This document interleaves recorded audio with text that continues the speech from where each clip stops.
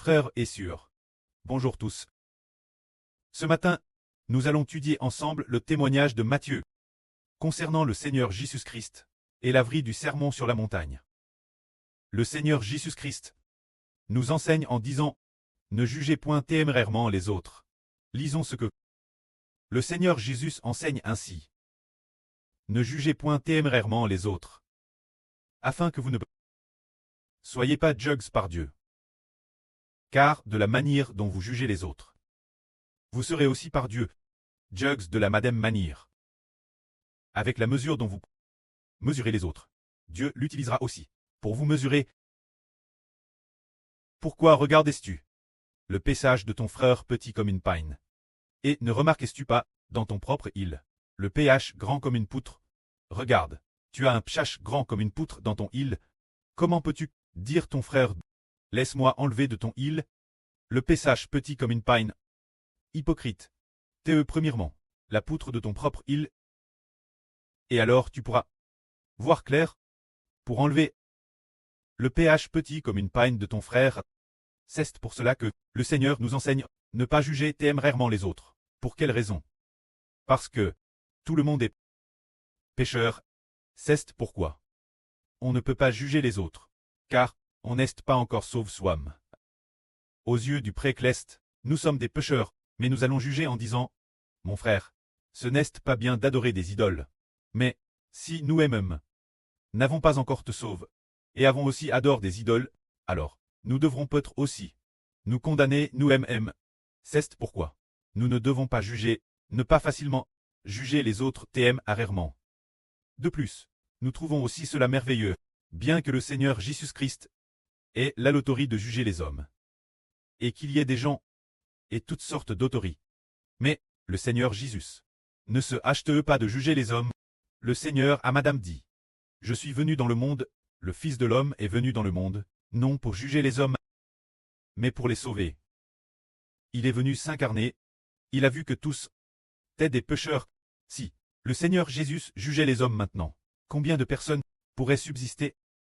On estime que 99% des gens prieraient si maintenant le Seigneur jugeait les hommes. Mais pourquoi le Seigneur ne jugeait-il pas les hommes?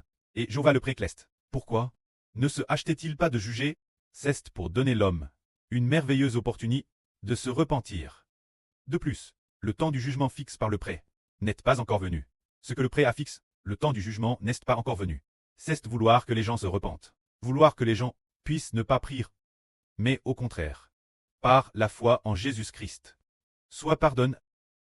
Tout le monde a pch. Maintenant, l'évangile n'est pas encore propagé, et on veut juger les gens immédiatement. Alors par exemple, si on juge les gens maintenant, on estime que tous ceux qui ne croient pas au Seigneur, s'ils prient tous, on estime que 99% des gens aujourd'hui vont tous prier. Eh bien, SR, il y a aussi des croyants dans les religions, mais ils n'ont pas encore maintenant obtenu la vie éternelle. C'est le cas pour la plupart d'entre eux. Alors presque plus de 99% des gens pourraient tous prier. C'est pourquoi le Seigneur nous enseigne de ne pas juger les gens la LGR. Le Seigneur Jésus-Christ, en venant dans le monde, a dit « Le Fils de l'homme est venu dans le monde, non pour juger les gens, mais pour sauver les pécheurs. » Il a Madame dit « Le Fils de l'homme est venu dans le monde, pour chercher et appeler les pécheurs. » Il a Madame dit « Je suis venu dans le monde, non pour appeler des justes, mais des pécheurs. » Alors, le Seigneur est venu dans le monde, et pour amener les gens à la repentance, au salut et la vie éternelle, non pour juger les gens, et faire que les gens cause de leurs péchés prissent. Ce n'est pas ainsi. Alors quand pouvons-nous juger les gens? Ah, actuellement nous, Madame, si quelqu'un a fait beaucoup de choses mauvaises, nous ne le jugeons pas facilement. Parce que il est possible qu'après de nombreuses années, ou après quelques années, il se peut qu'il se repente aussi. C'est pourquoi on ne le juge pas facilement. S'il faut juger les gens, le précleste a toute autorité pour juger. Pourtant, le précleste ne l'a pas fait, mais a fait preuve de patience jusqu'à ce que le temps fixe par le pré soit venu. Une fois le temps venu, et s'ils ne se repentent toujours pas, Dieu par le Seigneur Jésus-Christ jugera ceux qui refusent de se repentir jusqu'à la mort. De plus, au moment de la grande tribulation, le pré enverra encore toutes sortes de flots pour frapper la terre. Bien SR, il a aussi détruit beaucoup de gens, mais il n'a pas détruit tout le monde immédiatement. Il a détruit un grand nombre de personnes, pour donner ceux qui restent une opportunité de se repentir. On voit donc que notre précleste Jéhovah et le Seigneur Jésus ne jugent pas les gens facilement. Alors quand pourra-t-on juger? La Bible dit que c'est au son de la septième trompette, quand elle retentira, que l'on pourra juger les gens. Car, juger les gens, il faut attendre que l'Éternel Dieu se dire que l'autorité revienne entre les mains de l'Éternel Dieu. Que l'Éternel Dieu prenne le grand pouvoir et règne, c'est à dire. Quand la septième trompette sonnera, pour qu'il puisse juger les hommes. Alors par exemple, quand la septième trompette sonnera, le précleste l'Éternel donnera de l'autorité aux deux témoins. Le prêtre et le Seigneur donneront de l'autorité aux deux témoins pour leur permettre, tout moment et leur guise, de frapper le monde de divers flots, et aussi de faire jaillir du feu de leur bouche pour consumer ces méchants. Ce moment-tel, pourquoi ces deux témoins pourront-ils avoir cette autorité? Parce que le temps est venu, et oui, le temps pour eux de se repentir. Et DJ arrive, et DJ évolue. Ce moment-tel, ceux qui refusent de se repentir, lorsqu'ils attaqueront les deux témoins. Les deux témoins pourront tout moment et leur guise utiliser divers flots pour les frapper morts. Utiliser toutes sortes de flots pour les frapper, et en les frappant ainsi, c'est aussi prononcer leur condamnation. Ils frapperont directement morts. C'est méchant, mais, maintenant, le frère Ashbert, c'est RVL3, le fils du Seigneur, le fils du précleste, et aussi Mose l'une des deux témoins. Mais, le prêtre n'a pas encore dit au frère Ashbert, mon enfant, le prêtre te donne l'autorité. Quiconque n'écoute pas ta vie, frappe le mort. Le prêtre n'a pas fait cela. Et le Seigneur ne l'a pas fait non plus. Au contraire, le prêtre et le Seigneur, temporairement, ne peuvent pas lui donner cette autorité pour éviter que, s'ils voient des gens ne pas se repentir, ils ne les frappent immédiatement morts. Pourtant, ces personnes pourraient après quelques années, éventuellement se repentir. Alors, par garde, on tuerait accidentellement des gens, ce qui ne vaudrait pas le coup. C'est pourquoi le prêtre doit attendre que le septième ange sonnant de la trompette sonne, pour que le prêtre nous donne l'autorité du jugement.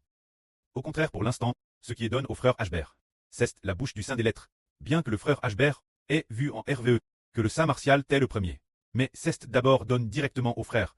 Le frère Ashbert a reçu le saint des lettres, et de plus, est devenu l'olivier, ce qui signifie maintenant prêche d'abord l'évangile. Prêche l'évangile de toutes tes forces. Qu'il coûte ou non, contente-toi de parler, pour d'une manière ou d'une autre, sauver quelques personnes. Maintenant, ce que le prêtre donne, c'est cette autorité.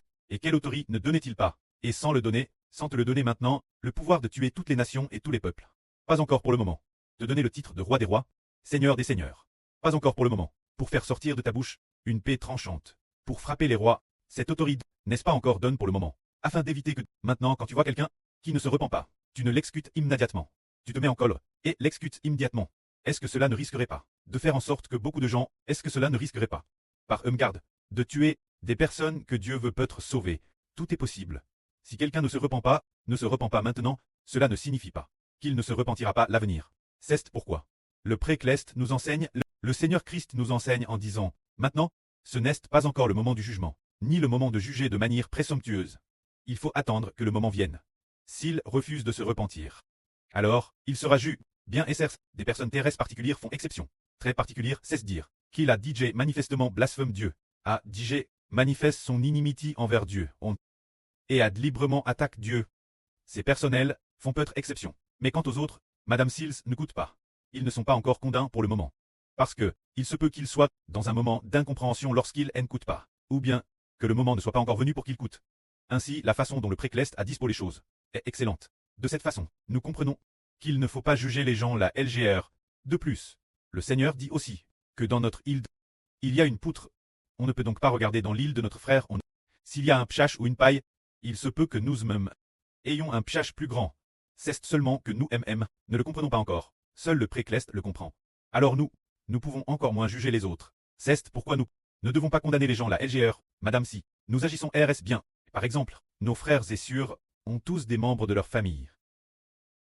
Ces membres de la famille charnelle, ils ne croient pas au Seigneur actuellement. Et peut-être qu'ils adorent aussi des idoles, et s'opposent aussi aux frères et sœurs, mais vont-ils se repentir? Prenons un exemple. Par exemple, le mari de la sœur Maria. Il a autrefois beaucoup persécuté la sœur Maria, et madame, il a pris des téléphones portables, plusieurs d'entre eux. Et puis, il a aussi frappé le nez de la sœur avec un téléphone. La sœur a saigné, remplissant presque un demi-bol de sang. Et puis, il a aussi frappé la sœur de nombreuses fois. Alors dans ce cas, devrait-on le juger coupable? Ah, bien essayer frapper une sœur est un pchash, mais se pourrait-il que ce soit un péchage qui empêche le salut? Pas fortement. Peut-être que, dans quelques ânes ou déesses maintenant, il commence à se repentir. Par exemple, notre sœur Marie a dit que son mari semble commencer à se repentir et désirer le baptême. Alors se pourrait-il que, dans quelques ânes, il devienne complètement une nouvelle création? Tout est possible. C'est pourquoi ce n'est pas à nous de juger les gens actuellement. C'est plus le moment pour nous de prêcher l'évangile. Madame, si les membres non-croyants de notre famille et nous persécutent, nous pouvons toujours prier pour eux, pour qu'ils aient une chance de se repentir.